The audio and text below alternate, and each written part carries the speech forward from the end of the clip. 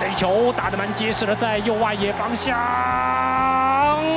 哦不啦，哇，这个就厉害了，哦，这手要超过啦，直接是一个大号的2分炮，哦不啦，哇，林智胜也是连续2场开轰。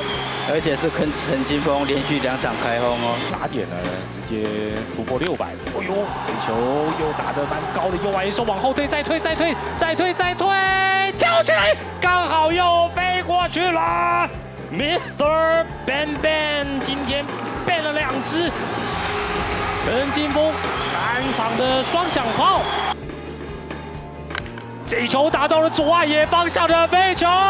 这一局的第3支全垒打再度的出现了，连续2天，连续2场比赛，只是这一回从郭彦文换成了黄浩然。现在1好3坏，用力一挥，这一棒打到了中外野方向的飞球，中外野手往后退，再退，这球要出去了，郭彦文这一局的第4支全垒打。 哦，右外野方向，进内，3分炮，郭彦文，这球咬得蛮扎实的，在中左外野方向飞得蛮远的，最后是出去了。无人出局满垒，朱玉贤上来打第1球，在中左外野方向飞行的距离还蛮远的。没有人出局，1垒上有跑者，这一球抓准了变化球出手，在左外野方向出去了。这已经是这场比赛蔡明进被打出了第2发全垒打，接下来这一棒左半边1好3坏的情况下，梁家荣这一棒在右外野方向飞行的距离还蛮远的，右外手一路推到墙边，但这个球出去了。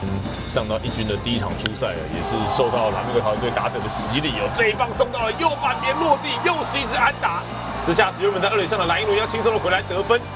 李永玉单场啊，这也是他第4支安打了。我接下来刘时豪这一棒咬得蛮扎实的，在右半边出去了。打击轮到蓝英伦抓第1球，在右外野方向，这个球很高，看看距离够不够远，结果又是一发全垒打。9局的上半，蓝莓桃园队还不打算放手，蓝英伦再补上了一发 Grand Slam。今天真的是单局的第2轰，也是今天拉米狗团队的第7发红不让。今天对富邦来讲的话，真的是灾情惨重哦。